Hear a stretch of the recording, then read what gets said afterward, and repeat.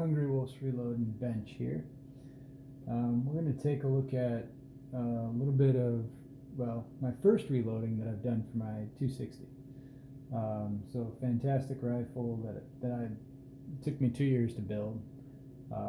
Didn't help that parts availability became an issue thanks to some type of global pandemic, but I was able to get the rifle built just in time. And I wanted to talk to you about the different loads that I tried, the first hand loads that I tried. The manufacturer ammo shot amazing in this firearm for manufacturer ammo, so I've got a lot of faith in that firearm. And I just wanted to look through some of the loads that I tried. So first up we have the Hornady SST. Tried a 123 grain bullet there. So that would be this one right here.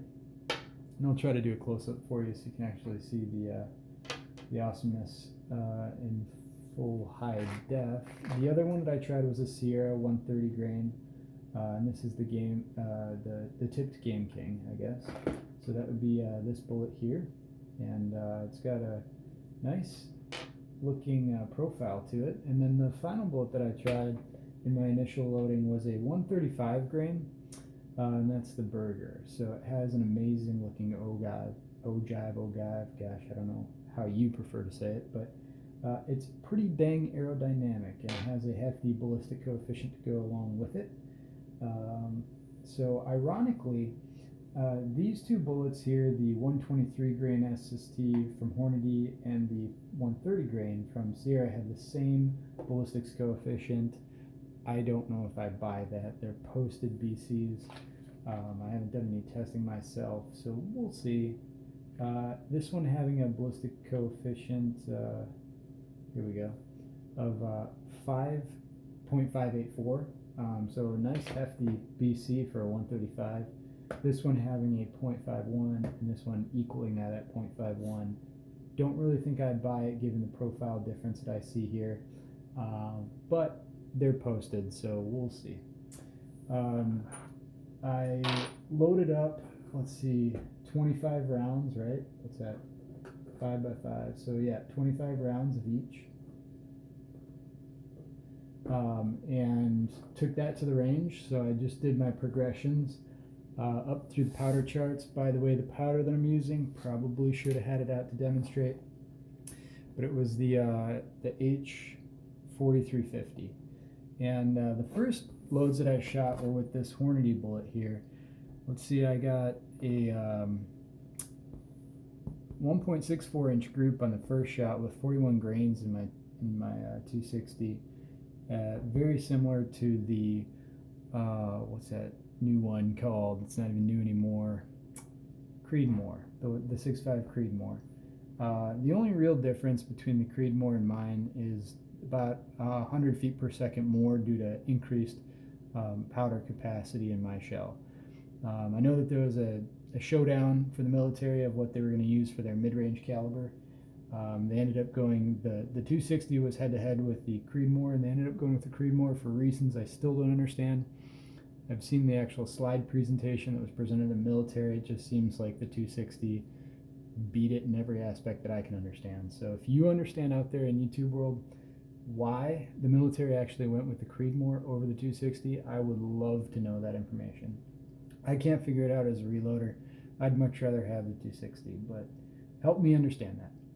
The next load, I went up half grain powder here, and I got a 0.83 inch group at 100 yards, and using that same bullet with some H4350, nice tight group there. So I had a lot of faith in this bullet as I worked up my load ladders here.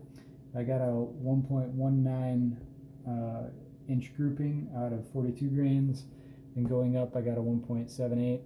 Must have lost it here at 42.5. and a 1.25 at 43. So these 5 shot or groups, I guess, represent the loading that I did with this bullet. And the brass looks pretty. So this would be the Hornady bullet here, and I might need a better close up of this. I don't know if you can see it. But these are my control group, by the way. This is manufactured ammo. This is Hornady Match. What do they call it? The LED 130 grain.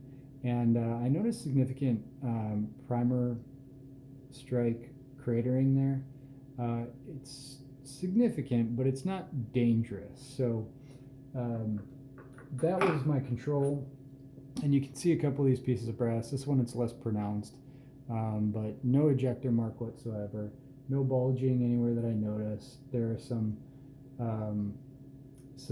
skids on the casing itself. That's actually for my rifle, something that I need to polish out in my rifle. So that's my control group, and I guess as I work up the loading here, the primer cratering does get more pronounced as you go up to the highest load I tried. And this isn't even the max load, so I can go a little higher and will next time I'm at the range. But I wanted to see what I got as I worked up through my loads. So really nothing to look at here in the brass. I shouldn't be talking about it as long as I am. Just not seeing a lot of sign anywhere. And if you look at this, I actually wrote the bullet weight and powder load on each individual cartridge. And I'm not seeing anything of concern. And this would be the next load that I tried, and that would be the Sierra here. So we're talking about that bullet. And actually think I need to reach over here. Reaching is never easy after a leg day in the gym, but I did it anyways. So this is the Sierra 130 grain. Again, same Hodgdon. Don't make fun of the way I say that. H4350 powder. Started at a starting load here of 39.7. Now, I had to kind of develop a load for myself for one of these. So the Hornady was published. The Sierra, I think, was very close to the 129 grain. So I think it was the 135 grain that was kind of in between two loads, and I had to kind of do a little bit of guesswork there. But anyways, here's my starting group. I mean, 0.82, less than an inch, super happy, off to a great start. Got really excited when I saw that for my starting load. Followed it up with a 1.24 as I stepped up by probably half grain. And then I went to a 104, same bullet. And then if you jump down here, you can see the next step up was a 41.2 grain. And I got a 1.16. Moved on to a 41.7 at 1.15, and then finished it off here. This is the top load that I did for the day. 1.15 again, so all the groups are right in that range. Pretty impressed with the Sierra bullet. Cost wise, you've got your Hornady, which is a fantastic bullet, but it's actually the cheapest on the table. Your Sierra, which is probably, well, pre-COVID price was maybe, it's hard to speculate, I won't say, but this is just a step up in price. And then this bullet here was significantly more expensive. I want to say like 40-50+% more expensive. This is the bullet that's actually winning all the 1,000-yard competitions. I was a little bit disappointed, actually, to tell you the truth. If we move on to those loads, this middle row here was the Burger, the 135 grain. It's the classic hunter. Obviously, the purpose of this weapon is hunting, so those are the bullets that I was testing to start off with. I started off with a good group here. We've got 108. Thought things were going well with the starting load, and then things just kind of opened up on me here. I got to 1.5 in the next load. Going up by half grain, I got 164. Just kind of losing, and then I thought I brought it back in at 106. This dot actually fell off. There was a little dot here, but it's just an aim point. I'm not aiming. The goal isn't to hit the dot. The goal is to get the group when you're developing loads. So this one was pretty wide open, 1.82. I was just a little disappointed in this. For being such an expensive bullet, I really expected more performance there. So kind of disappointed, because that's just everything that precision riflemen blog about is that bullet. So I had more excitement than results with it.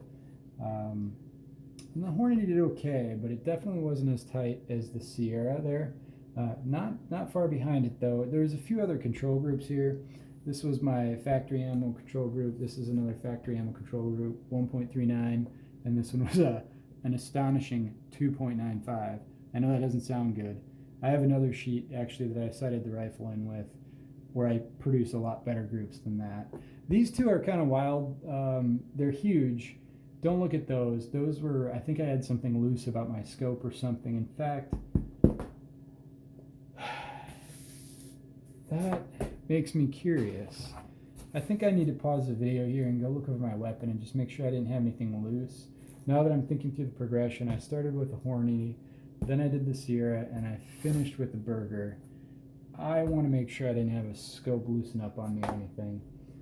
So, and just to cover the brass before I do that, it's really the same scenario. There's no real ejector marks that I'm seeing. There's no bulging. The cases all look good, less the strike that's scoring the case that I really need to resolve with my rifle. That was revealing to see it mar the side of the shell there. I just need to smooth that out. And then we get some substantial primer cratering towards the highest load, and this isn't even the full range of published data that I could go up to, so I'll be testing that at the next range trip for sure.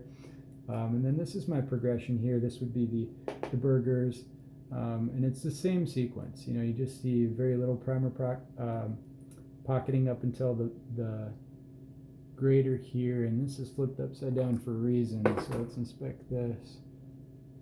Yeah, I don't know why.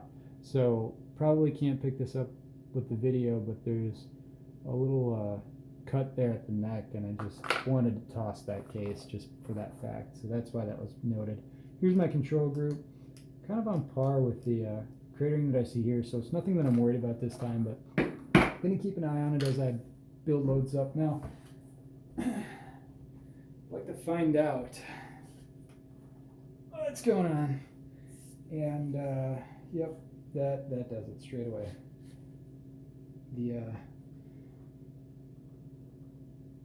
Yeah, scope mounts are solid.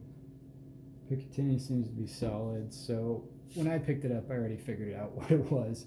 If you can see this isn't clocked in the right position. Yeah, I've got my brake. My brake, it's a fantastic brake. Really reduces recoil. It's the newest version of this, and I'll have to look up what it's called, but I shouldn't be able to screw it on and off like that. No, it should be locked on there rock solid. I actually need to, there's some ports up here in the top that help reduce the muzzle climb. I actually need to take a few more screws out because I did get some muzzle climb as I was testing it, trying to find the right combination. The really cool thing about these tunable brakes is that you can take out a lot of combination of screws to get just the right climb reduction. So hopefully you can see your bullet splash and see your trace lines through your scope as you shoot. That's a really cool thing about this brake, not to mention that it probably is cutting off between 40 and 45% of the felt recoil. Fantastic brake. So I'm going to go back to the drawing board, get this thing screwed on nice and tight, get it right, get it tight. And here I thought it might have been just this bullet not agreeing with my 5R rifling or something, but thinking through the order, this group could have opened up as that brake loosened up. So I am going to give this bullet another shot at the range and see, you know, once I tighten that down, if I get a different result here. I still have hope for this. The game is not over.